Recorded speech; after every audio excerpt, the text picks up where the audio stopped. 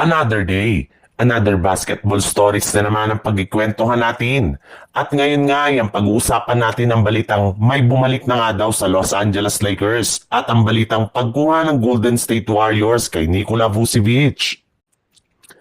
Ayon nga sa inilabas na balita ng isang NBA insider, kompleto na nga daw po agad ngayon ang 10-man rotation na gagamitin ni Coach JJ Redick sa kanilang mga unang laban. At hahatiin nga niya sa dalawang parte na bubuuhin ang kanilang starting lineup na kinabibilangan ni Luka Doncic, Austin Reeves, LeBron James, Rui Hachimura at DeAndre Ayton.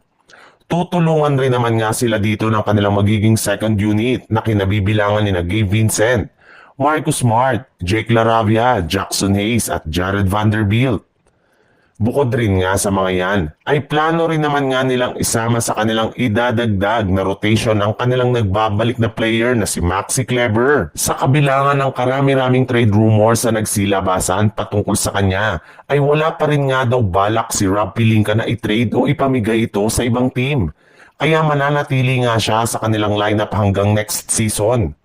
Kumpara nga last year, ay fully healthy na rin naman nga ang pangangatawan nito kaya mas nakakagalaw na siya ng maayos sa loob ng court at mas nakakapag-ambag siya sa kanilang front court.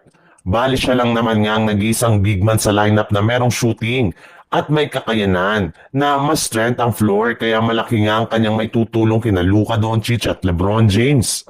Sa ibang balita naman, dahil nga wala pang nakukuha ang Golden State Warriors na bagong big man, ay si Draymond Green pa rin ang posible nilang gamitin bilang kanilang starting center next season.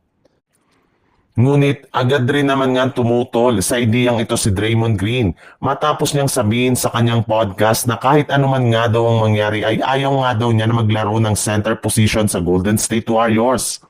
Nakukompromiso nga daw po nito ang kanyang naiambag yung imbis nga na makatulong pa siya ng maayos sa kanilang opensa at depensa ay napipilitan nga siya na makipagbanggaan sa mga malalaki at batang big man.